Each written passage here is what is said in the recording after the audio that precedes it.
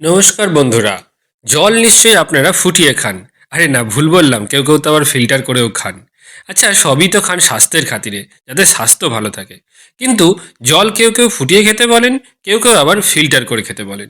তো কিভাবে জল খাবেন, কিভাবেই বা জল আমাদের খাওয়া উচিত, আজকের ভিডিওতে সেটা নিয়েই আলোচনা করব।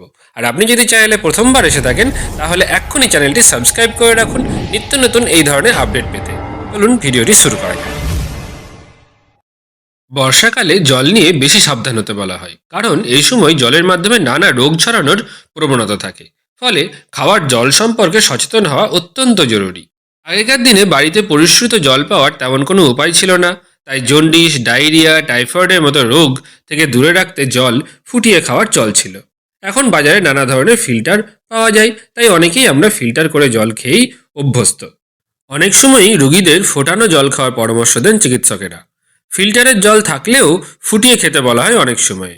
কিন্তু এমন কেন বলা হয়ে থাকে? তাহলে কি ফিল্টারের জল যথেষ্ট পরিষ্কার নয়? জল যখন ফোটানো হয় তখন 100 ডিগ্রির উপরে তাপমাত্রা পৌঁছয়।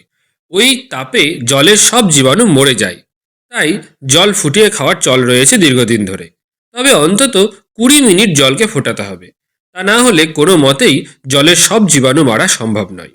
তবে জল ফোটানোর চেয়েও ফিল্টারের জল বেশি স্বাস্থ্যসম্মত বলে মনে করা হয়।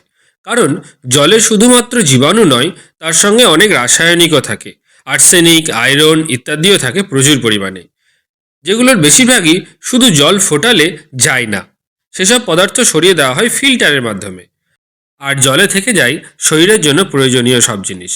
আর যদি আপনার এলাকায় আর্সেনিক থাকে, তাহলে অবশ্যই আরও ফিল্টার ব্যবহার করুন। আর আপনি যদি জীবাণুমুক্ত জল পান করতে চান, তাহলে ফিল্টার করা জলটি ফুটিয়ে খেতে পারেন। আশা করি আপনাদের মনের যে দ্বন্দ্বটা সেটা দূর হয়েছে। এবার আপনিই বিচার করুন, আপনার পক্ষে ফুটিয়ে জল খাওয়া ভালো নাকি ফিল্টার করে জল। আজকের ভিডিওটি এই পর্যন্তই। আবার আগামীকাল দেখা হচ্ছে অন্য কোনো টপিক নিয়ে। এরকম ভিডিও আরও পেতে এখনই চ্যানেলটি সাবস্ক্রাইব করে রাখতে পারেন। ভিডিওটি দেখার জন্য ধন্যবাদ।